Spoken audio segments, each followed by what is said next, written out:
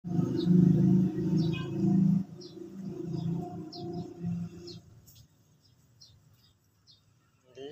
gumagaling na silang kumain. Ito yung pinakamaliksi sa kanila. Ayan, tatlo sila yan. Ayan. Isa lang ang babae, di ba?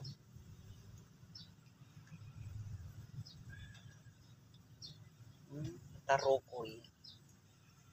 Taro, Rosa, at Koykoy. Ayan yung pangalan nila. Taro, Rosa, at Koykoy.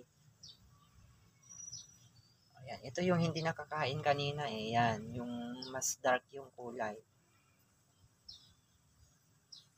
Ayan. Ito naman, nabusog na yan.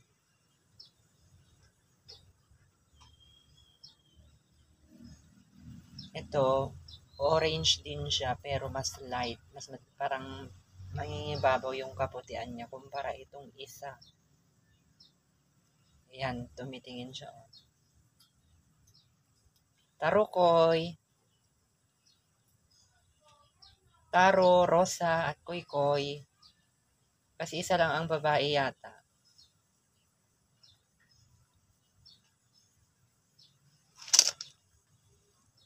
Wala na yung mama nila. Buti na lang transfer na namin dito kasi umulan siya, ang lakas ng ulan, hangin. Nabasa sana sila. Buti na lang bago dumating yung malakas na ulan kanina nai-rescue namin dyan sa bakod. Wala, malulunod kayo dyan kung hindi kayo nakapasok dito sa loob. Buti na lang bago dumating yung ulan. Kahapon pa yung makulimlim eh. Balak talaga karaming sila hanapin. Pero ito yung susi yan yung isa, yan. Yung kakaiba ang kulay. Si tricolor. Ayan, parang kali. Siya yung lumabas bigla. So nakita ko dyan pala kayo nagtatago ha. Kaya hindi na kami nag-atubili na kunin sila kasi sa labas ng bakod may dyan may kabite dito. Dito sa labas ng yan, pader. May kabite dyan na may mga bato-bato dyan. Kaya pag umulan, mauulanan sila. So doon talaga sila sa may ayan, ang galing nila maglinis, nag-grooming sila na Matagal na sigurong nanganak si Orange, kaso hindi lang namin namamalayan kung ilang buwan na ba ito, kung Basta naririnig namin yung kanilang tinig pag siguro nagpapadede siya.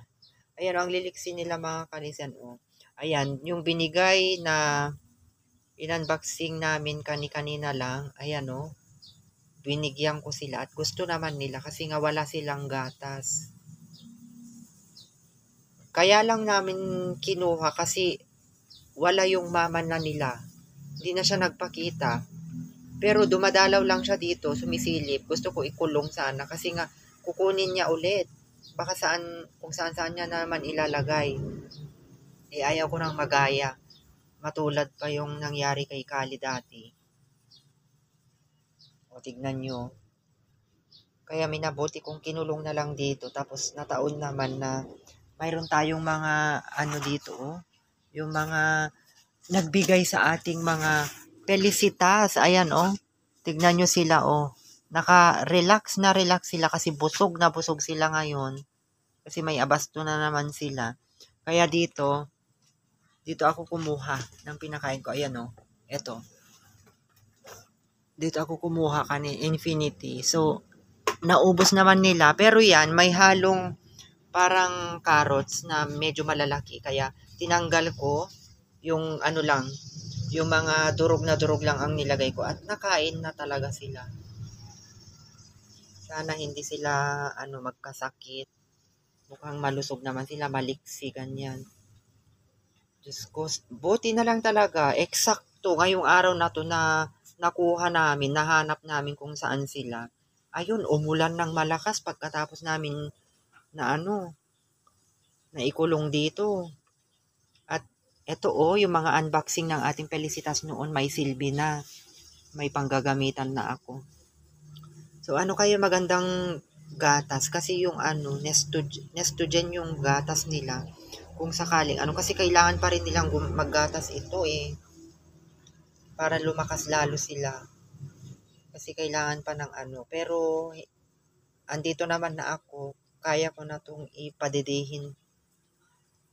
Na-rush lang ako noon kay Kali kasi umuwi nga ako. So ngayon, dito na tayo. Kaya maasikaso ko na sila.